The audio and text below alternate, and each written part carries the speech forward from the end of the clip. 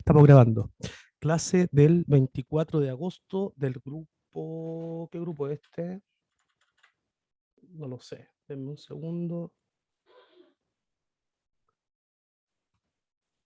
Creo que es el grupo 2. Les digo el tiro. Grupo 2. Ya. Entonces, clase del 24 de agosto del grupo 2, UMCE. Inicio de el curso 2, Morphosyntax.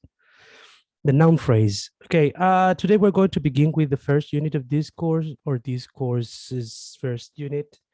It is called the noun phrase. Most of the stuff we're going to talk about today, we have done it before during the end or the middle of our first course, okay? And during this term, what we're going to do is to have certain differences in terms of amount of time we're going to devote to our lessons, okay? So the idea basically is having 45 or 40 minutes and then having a break, and then later on we will return in order to produce certain analysis, right? So we're going to begin. Okay, if you need anything, just let me know. You can write it down in the chats, or you can even talk with your microphones. Okay, so the very first element we're going to deal with is the noun phrase. We know a couple of stuff about this, and I'm going to read this. The tall girl standing in the corner who became angry because you knocked over her glass after you waved to her when you entered is Mary Smith. With this example, I can tell you that the noun phrase is perhaps the, or not is, well, I won't say perhaps.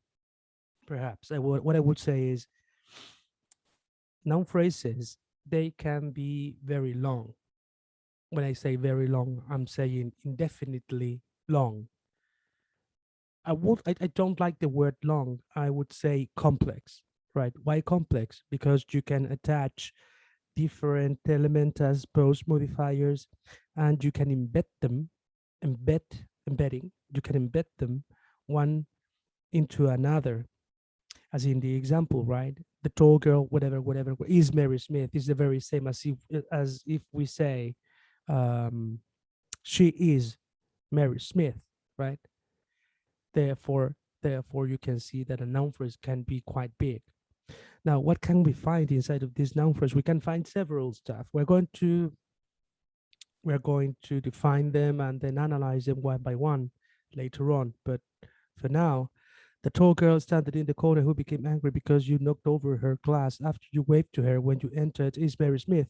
All that noun phrase, I mean, before is Mary Smith, is composed of a series of dependent clauses, one into another. So what I can say about this is the following. You can have a noun phrase, and that head can be post modified by higher level units, like, for example, clauses, right? Right. Let me go to the third one. Noun phrase constituents. Let's remember that a constituent is one of the elements which we're going to use in order to create a unit. Therefore, inside of a phrase, you can have lexemes as constituents. And phrases are clause constituents, our clauses are sentence constituents. These noun phrase constituents, the head, around which, for the most part, the other constituent cluster and which indicates concord with other parts of the sentence, right? Lots of different stuff. Okay, we're going to deal with that in our word, okay? So the very first stuff is saying we're dealing with noun phrases. Just let me take my pen. Okay, we're dealing with noun phrases, right? Noun phrases. A noun phrase, noun phrases is just saying the NP. Noun phrases, they are indefinitely long or indefinitely complex. My spelling's really bad. The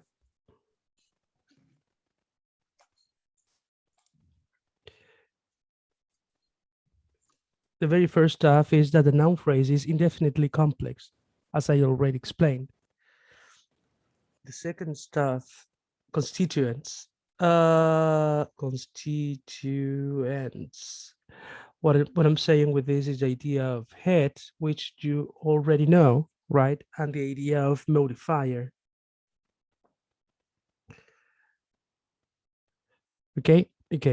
Now, quite obvious, the head is the central obligatory element inside of every single phrase, and the head will give the name to the phrase. The head will give the name to the phrase. Therefore, inside of a noun phrase, the head is a noun. Quite obvious, right? Instead, or meanwhile, or on the other hand, modifiers are constituents which will help us to understand in a better way the role of the head, right? Or will provide meaning to the head. You might call it in any of those manners. Therefore, they work towards the head, right? Right. One of the main characteristics of a modifier is the fact that they are optional, which means that you can erase them, right? They are not obligatory, they are not necessary in order to complete the meaning, even though that's not a good definition. I wouldn't say they don't complete the meaning, but what I would say is that when they are not there, right, when they are omitted, okay, in grammar we have different words for that, right? Omission, but in some grammars they call elision. And I forget how to write it down. Elision. Eso está mal escrito, lo digo al tiro. Elision.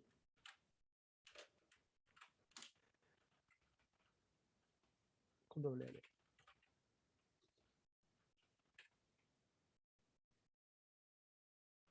Elision.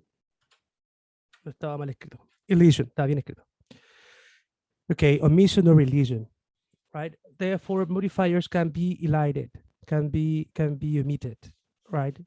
Can be omitted. Inside of phrases, then modifiers can have different meanings, and we know that, right? From last term, modifiers can be pre or post modifiers, depending on where the head is. They can be pre or post modifiers. That is to say, you can have this. Okay, wait. You can have this modifier, head modifier, which means that inside of a phrase, you can have a modifier before the head and a modifier after the head. Those modifiers that are placed before the head, they are called pre-modifiers, and those which are placed after the head, they are called post-modifiers. Right? Profe, Dígame. disculpe, ¿dónde está anotando eso? Es que sabe que me sale como hace harto rato en la página de Noun Phrase. ¿En serio? Sí. Que según yo estoy compartiendo, espérame. No, según yo y mis amigas nos sale esa. Sí, a mí tampoco me... Ahí sí. Ahí está, po. Ahora Gracias, sí. profe. Sí. Qué loco. Gracias. Avisen Loquísimo, más rápido. pero... Avisen más rápido, po. Es que no había cachado y pensé que era la única. Pensé que se había quedado pegado y eso. No. Disculpen, chiquillos, que tengo un brazo en el monitor que es súper bacán y justo ahora se echó a perder y se me cae el monitor. Ahí está. Ya, ahí no se cayó. Ya, bacán. Avisen antes, po. Ya, disculpe. Igual, gracias. Ya, noun phrases. ¿Qué es lo que habíamos escrito ahí? Dos cosas. A noun phrase can be very long. One. The second, noun phrases, they are created out of heads and modifiers, and that's it. Ya, cuidado, que en otras grammars no les dicen. Perdón. The modifiers, they are optional, but be careful because in other grammars or some grammarians, they don't say they are optional, but they say they can be elided or they can be omitted, okay? So be careful with that. Okay, so indefinitely complex, constituents, heads, modifiers, they are optional. Modifiers can be divided into two, between pre and post, therefore MHM, right? Modifier, head modifier. The modifier before the head is the pre modifier, and the one after the head is the post modifier, and that's it.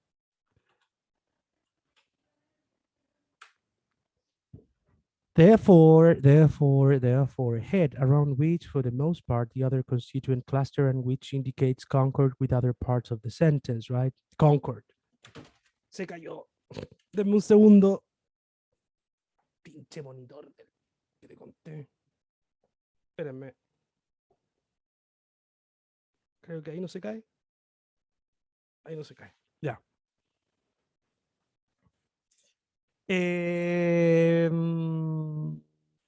We're talking about Concord. Concord. Concord means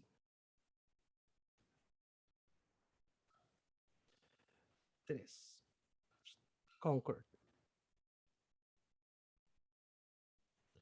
Concord. This is a grammatical feature of some elements, right?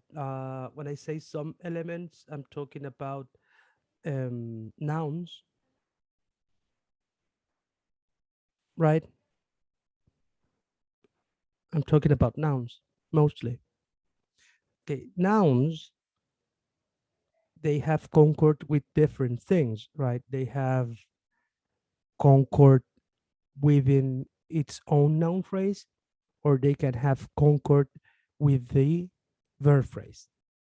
Okay, so concord deals with the relationship between nouns and noun phrase constituents, and then nouns and verb phrases. Okay, I'm going to explain that. In Spanish, we have, for example, okay, this is Spanish. In Spanish, we have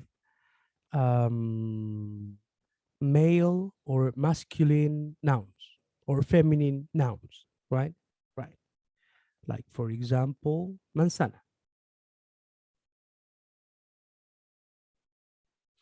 Therefore, the article in front of manzana, there is a concord between the article and the noun, right?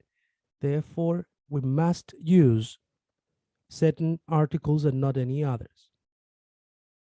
La manzana, then.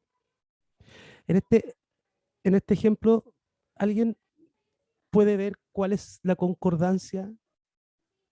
¿Por qué es la y no lo o el o le o lo que sea?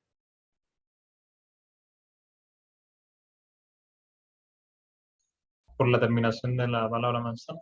Exacto. ¿Qué significa la terminación, Julián? Determina el género. Género. ¿Solo género? Que depende. Si estamos hablando de manzana es un noun. Por lo que si termina, por lo que no puede cambiar. Entonces, creo que puede, o sea, depende igual. Si puede determinar género, también puede determinar una derivación. Pero manzana, tal cual, tiene a lo menos dos cosas. Estoy totalmente de acuerdo, género, pero también número. ¿Cierto? Entonces, el artículo, la, no solo está allí presente por el género, sino también por el número, singular. Therefore, Spanish nouns, they have concord dealing with gender and number. Right? Right. Now, in English,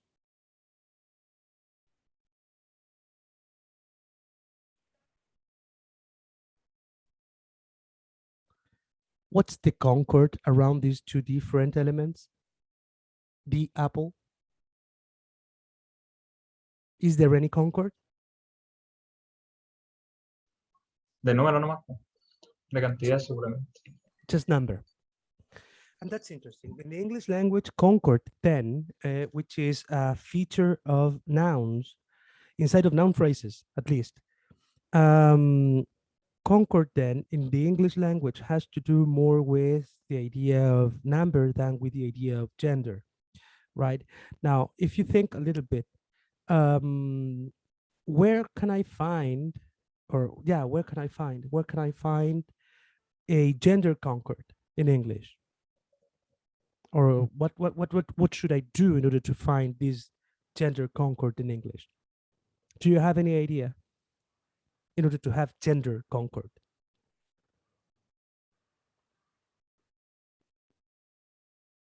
I'm not asking for a right answer. I'm just asking for, we're just guessing.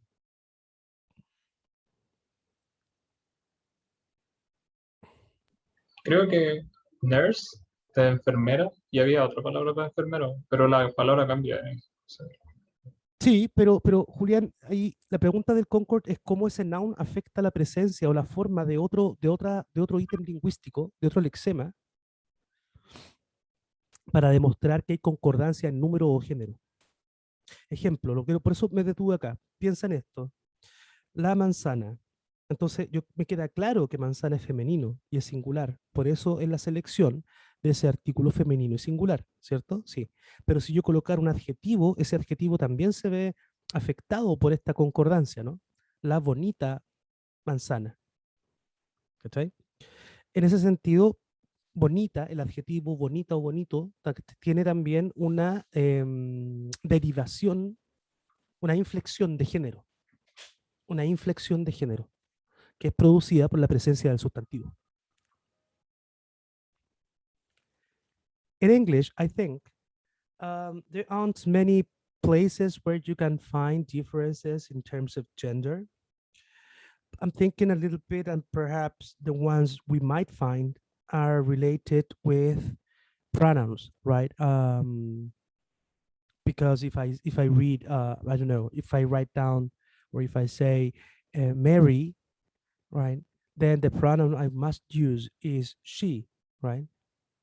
Because that's the pronoun which entails the presence of a female singular entity, right? Instead, in Spanish, Concord has to do with a lot of with gender. Is a very gendered, I would say. I'm inventing this. This is my own opinion. English is a very gendered language because this Concord has to do with many items, right? Not only with the articles or even the adjectives inside of the noun phrase, but also with verbs, right? Let's remember in Spanish we have these different forms per each different person, right? Like third person singular feminine, third person singular masculine, and then you have differences, right? Meanwhile, in English is not like that, which is quite interesting. ¿Alguna idea, pensamiento, reflexión respecto al español en diferencia al inglés en términos de concordancia por número y género?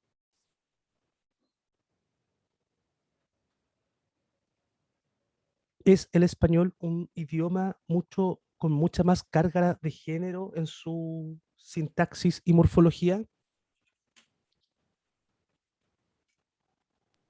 Sí. ¿Y eso será bueno, será malo? ¿Qué será? ¿De qué hablará eso? Subjetivo. ¿Qué opinan? O sea, no sé si decir que sea bueno o malo, ¿Mm? porque es como muy moral. ¿Ya? No sé, yo le diría tal vez disfrutar de la variación del lenguaje más que nada, y ahora que salen nuevos pronombres que son neutros, es un enriquecimiento aún mayor para el lenguaje español, por lo que es una modificación nueva y son nuevas formas de pensamiento. Excelente. Sí, es interesante eso. Yo comparto la opinión de Julián. Yo no creo en el lenguaje bueno o en el lenguaje malo. Creo en el lenguaje como una cosa que vive y que se debe a los pueblos que los hablan. Em, Indudablemente, en este ejemplo descubrimos que la concordancia en el español tiene una fuerte carga de género y que no solo aplica hacia adentro de la noun phrase española, sino la frase nominal española, sino que también aplica hacia otras unidades que se encuentran dentro de la oración española. In difference in English, we don't have that much, right? Because adjectives, they don't have gender and they don't have number. That's interesting, right? So how can I state number with the determiner, right? And how can I state gender basically the noun, but most of those nouns, they don't have gender. Is that making the English language more gender fluid or gender friendly or whatever? I don't think so. It is just a matter of culture. Es que Any igual other? hay que pensar que en inglés también están surgiendo, o sea, post movimiento queer, surgieron nuevos pronombres también, pues salió el chem, el chi, y otro, ay, son muchos, de verdad que no me los he podido aprender tampoco porque no los he estudiado. Pero en el inglés también pasa esa variación del lenguaje porque he, she es muy, ay, ¿cómo se llama esto? Binominal, no, o Binario, sea, eso, binario, perdón. de ceros y unos. Claro. Es muy claro, muy binario. En cambio, por ejemplo, también se usa el they, que tengo entendido. El they no tiene marca de género. Y el we. El problema de they y we es que son plural forms. They, we, right? So how can I name a single person, right? Well, language will solve it anyway. So let's try to move on. Concord. La idea de Concord. Concordancia. Concord.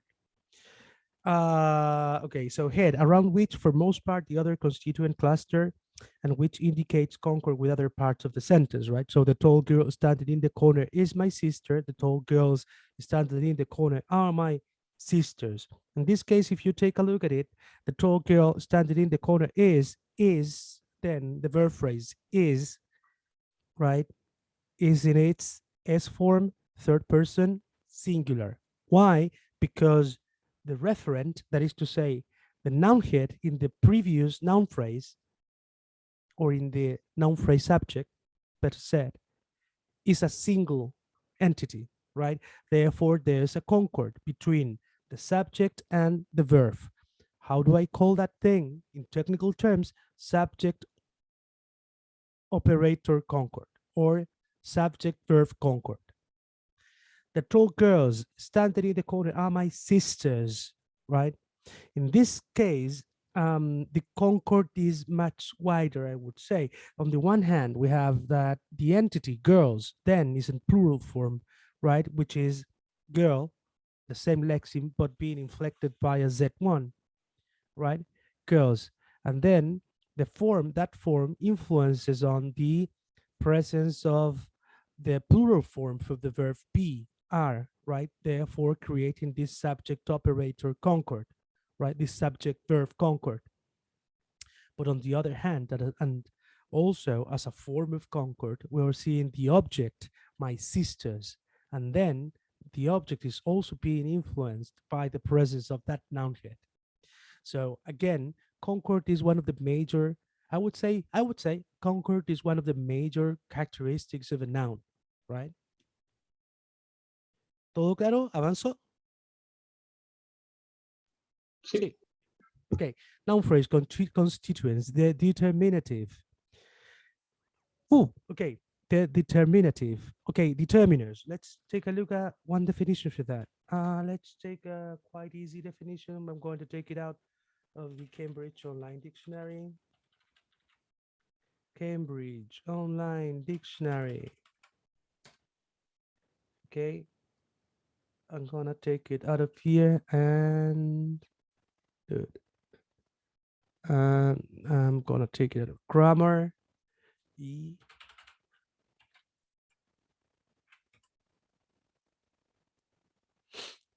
Determiners. Okay, determiners are words such as the, my, this, some, 20, each, any, which are used before nouns. Determiners includes the following common types: articles, demonstrative determiners, possessive determiners, quantifiers, numbers, right?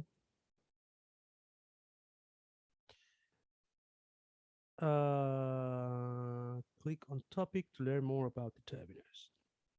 Okay, determiners. Therefore, determiners are items we're going to use inside of noun phrases in order to express certain degrees of reference and I'm going to state a clear difference between modifiers and determiners. Okay? Okay. A modifier provides a characteristic, right, of the head. Meanwhile, determiners provides a reference. That is to say, whether I know it or I don't know it, right?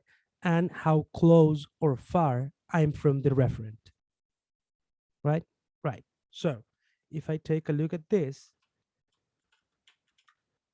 for example, if I say the house, T-H-E, house, the house, then what I'm saying is that I know the house and you know the house. Therefore, I'm using a definite article, right? Which is part of the family of determiners. So the reference for the head is quite obvious and clear for both speaker and receiver. Meanwhile, if I use an indefinite article, for example, a house, that's a house, the reference to the entity is not that clear. Therefore, it's indefinite. That is why I'm using an indefinite article, right? Right. For demonstratives, what I'm doing is stating a degree of proximity versus, I would say, rejection, I would say. Proximity and is something very close to me, therefore I like it, I'm aware of it, against I don't know it that much, against I'm not that aware of that, I'm not fond of it. So for example, if I say this house, it means that it's closer and that I can look at it, right? If I say that house, that means it is far away from from where I am at that point, right? In terms of distance, proximity and distance, that's the name. Selective demonstrative determiners, they entail a difference in terms of proximity and distance. And that difference can be in different manners. The usual one, the one which are all aware of, is in terms of physical distance. That is to say, it is close to me or not close to me. But there are others. For example, psychological distance. If I say this woman against that woman, that man, this woman, that man. If I say that man, is disrespectful, right? It's very far away from me. Therefore, that distance is not in terms of physics, but in terms of psychology, right? It's a psychological distance. The same happens with time. Time. You can also say this year or that year, right? You can state differences in terms of time distinctions by using one or another, right? On the other hand,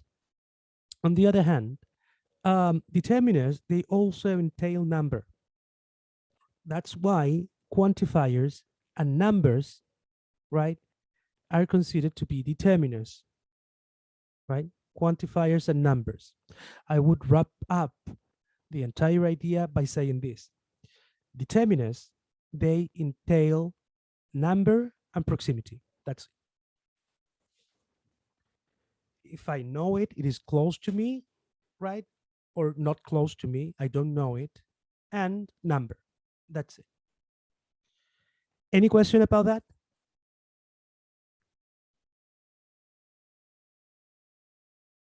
No? Okay. Sí, no entendí. ¿Qué cosa? Todo. Ya, estamos hablando de determiners. ¿Sí? ¿Sí? Sí, ya. ¿Dónde están los determiners? Adentro de las noun phrases, ¿cierto que sí? Ujú. Sí. Vamos metiendo lapicito. Espera un poquito. 4. Determiners.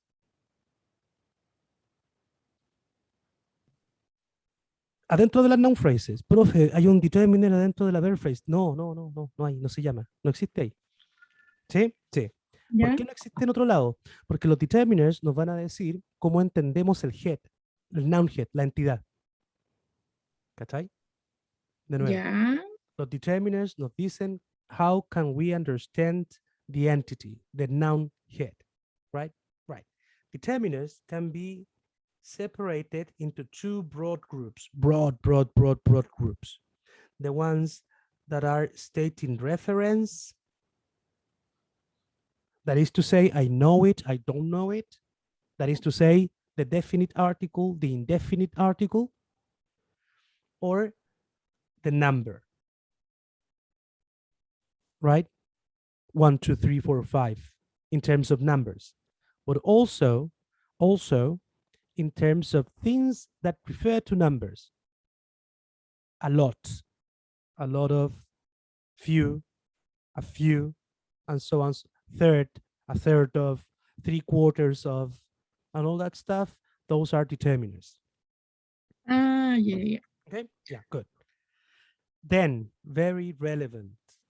Where are they? Profe, había un head, un noun head, y después de él había un determiner. Te puedo asegurar que esa cosa no era un determiner. ¿Por qué? Porque tienen un lugar fijo, colocado, y no se mueven. Ya. ¿Ya? Si esto es una noun phrase, al medio tenemos el head. Adelante del head tenemos los pre-modifiers y atrás del head tenemos los post-modifiers. ¿Dónde están los determiners? Adelante.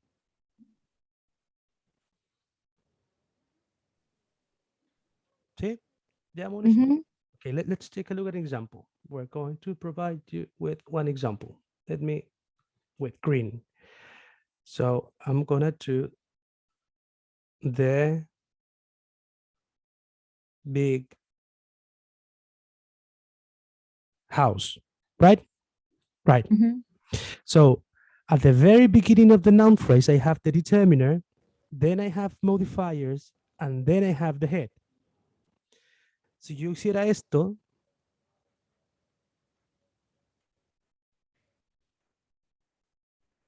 it doesn't make sense. No. See? And what's the mistake?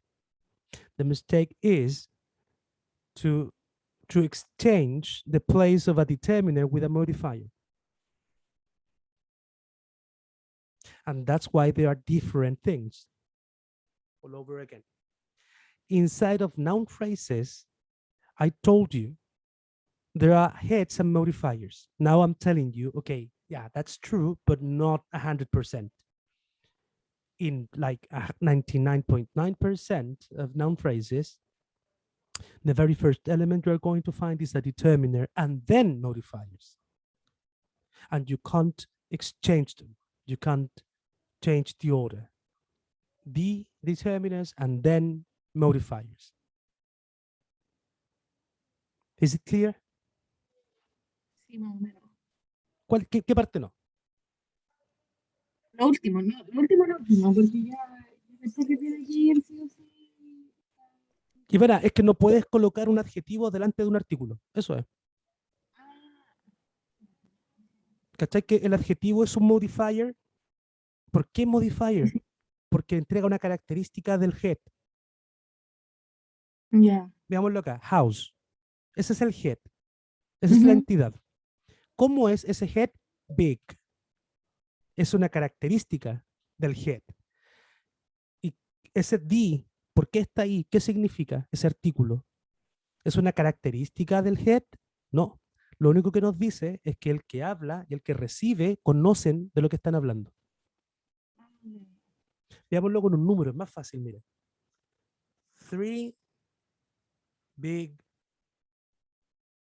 houses. ¿Cómo son las casas? Big. Entonces, big es un adjetivo. De ahí para arriba, entonces como adjetivo es modifier. ¿Sí? Sí. Porque entrega una característica de las casas. Pero 3, ¿cuál es la característica que entrega? No, es solo la cantidad de casas. ¿Cachai? Por eso es determiner. Ya, ya. El resto queda claro, ¿no, chiquillos? Determiner, modifier, they are not the same. right? They are not the same. Okay, let's move on. Therefore, in noun phrases, the very first element we're going to find is the determiner, right? The determiner, the determinative. They call it determinative in certain grammars. Now, determiners, porque no todo es fácil en esta vida, they are subdivided into predeterminers, central determiners, post-determiners. Predeterminers, that is to say, all items that can precede any central determiner. Qué mala definición. Predeterminers are all the items that can precede any central determiners, including zero article, in a noun phrase. So, for example, the words or the lexemes, all, both, double, are predeterminers. How can I prove it? Okay, determiners can be subdivided into three things, right? 1, 2, 3. Into predeterminers,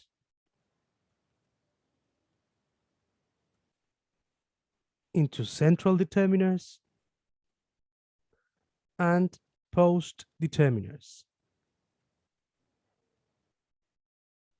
What you need to know is that central determiners are articles.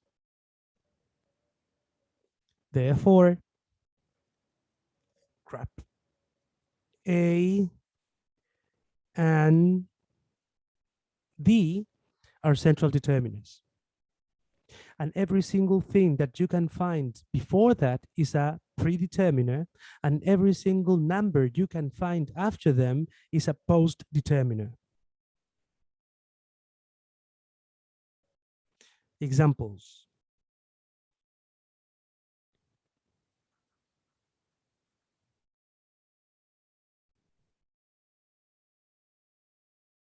Really bad example. Okay, but that's an example, okay? Let's imagine this stuff is a noun phrase. Let's imagine that. And I see both the winners. Okay, what type of phrase is that? Is a noun phrase. I can, yeah, okay, because there's an R after that, right? R, whatever. So I can say both the winners are, right? They are, therefore is a noun phrase. I already know that, so I'm looking for the noun. And the noun is winners. So what I do with the rest of it, let me introduce you to the determiner phrase. Determiner phrase, acting as a premodifier. And inside of that determiner phrase, there's a central determiner, D, and a predeterminer, both. And that's it. Got it? Got it. Pregunta capciosa y para estrujar esa neurona. ¿Por qué es necesaria la presencia de una determiner phrase? Si la maldita no actúa como una frase.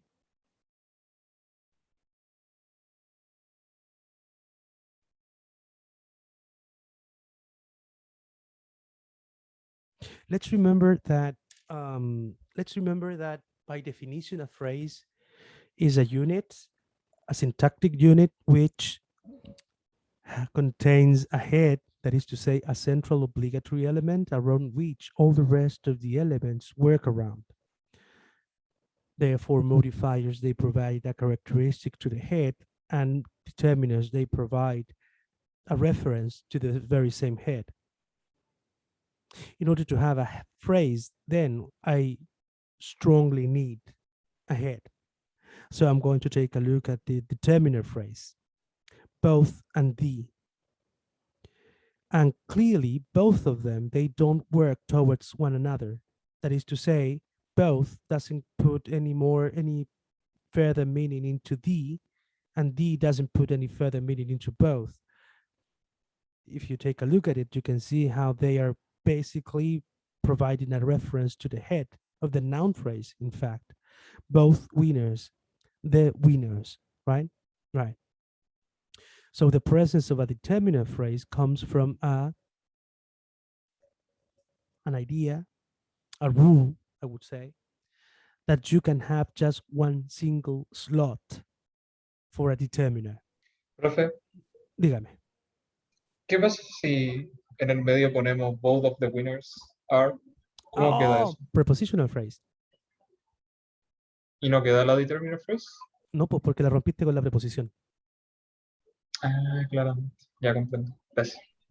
Por eso se dice que las prepositional phrases existen debido a que la preposición puede ser referenciada. Both of. ¿Cachai? Y ese both es un determiner premodifier de la preposición of.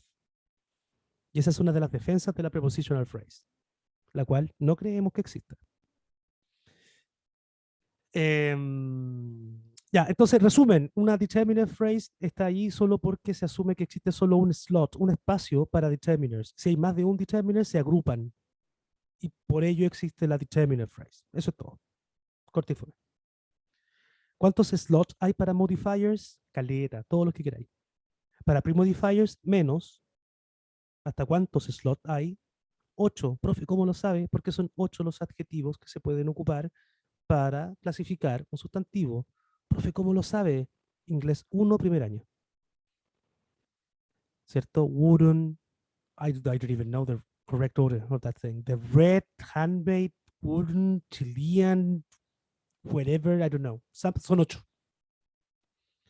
Profe, ¿cuántos post modifiers hay? Hasta el infinito. ¿Literal hasta el infinito? Literal hasta el infinito. Eso. Determiners proveen referencia. Determiners proveen referencia. Y los modifiers proveen characteristics, qualities. Por eso hacemos la diferencia. ¿Sí? ¿Queda claro? ¿Sí? Vamos. Okay, so predeterminers, all both double.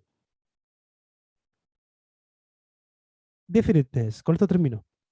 The main semantic contribution of the determiner is to mark the noun phrase as definite or indefinite. D is known as the definite article, and A as the indefinite article, since these are the most basic and elementary markers of definite and indefinite noun phrases. But all noun phrases can be classified as definite or indefinite. That is to say, the presence or absence of any of these two different articles doesn't create, or they don't force the noun phrase in one way or another, right? That is to say, noun phrases are definite or indefinite. It doesn't matter if you have those articles or not. The definite article, what is meant by definite here can best be understood by looking at some examples containing the definite article. In the following, the definite noun phrase is enclosed in brackets. The part following B is the head. The president of France has appointed a new prime minister. Second example, where did you put the key? D indicates that the head of the noun phrase is considered to be sufficient in the context to identify the referent. Only one person can be president of France at a given time, so using that description in one uniquely, I don't know how to pronounce that, uniquely identifies a person. Second example, although any number of keys might exist, in the second example will be used only in a context that makes clear which one I'm talking about. For example, the key to the car you just told me to unload. In that sense, what I'm saying is this: definiteness means that there is sufficient evidence for both speaker and receiver to know exactly the entity we're talking about. Indefinite article. The indefinite article doesn't indicate that the description in the head is defining, that is to say, sufficient in order to know or in order to fully understand the entity, the referent we're talking about. The description is not presented as unique in the context. Take these examples. A cabinet minister has been arrested, but which one? We don't know, right? Therefore, I use the indefinite article. I'll give you a key. Which key? We don't know. It's just a key. A cabinet contains a number of ministers, and if I don't know or I'm not bothering to say which one of them got arrested, I will use A rather than B. Here, of course, a which question is perfectly appropriate, right? Like which one would be a natural response to number one. And in number two, the context of two is likely to be one where it is clear which lock you'll be using the key in, but it will be a lock for which there are multiple keys. And if I haven't decided or don't care which one of them I'll give you, I will again use the indefinite article. Okay. So again, the idea is that in some grammars, they ask you to define the noun phrase into two different varieties, right? Into definite or indefinite noun phrases. We can state that by the presence of an article, but not always, right? Why not? Because you can have zero article, right? Or the articles you can have are not clearly identifiable. Oh, how can I say that? They are not identifiable, I would say. Identified. They can't be clearly identified, right? Like, for example, let's say numbers. If I use numbers, one house, I don't know whether it's definite or indefinite, right? Because of the lack of the article. But grammar says that you can actually identify every single article. Okay. Any question? No? No. Ya. Chiquillos, vamos a parar 10 minutos. Nos juntamos a las 15:30. Vayan a tomar agüita y eso. Volvemos con análisis. ¿Ya? 15:30 volvemos.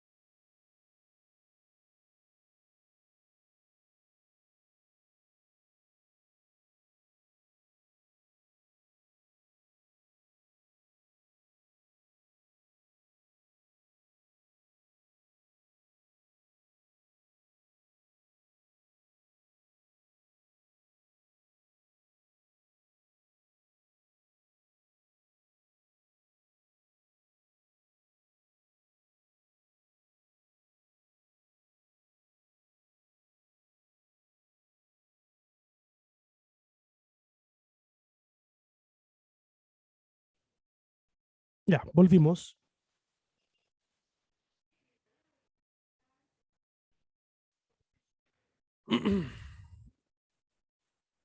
Ya, gente, el análisis del día de hoy. En la pantalla, ¿lo ven o no? Sí, profe, sí se ve. Ya, eso escrito en una hojita, de ladito, y dele. Con todo lo que pueda. O por supuesto, seamos honestos, yo sé y entiendo que no va a poder hacerlo todo. Intente hacerlo. Va a tener errores, yo lo sé. ¿Sí? Lo revisamos. ¿Sí? Son las 15:30, 15 minutos para que haga todo lo que pueda hacer y lo vamos revisando de a poco. ¿Vale? Nos juntamos entonces Ok, a las 15:45.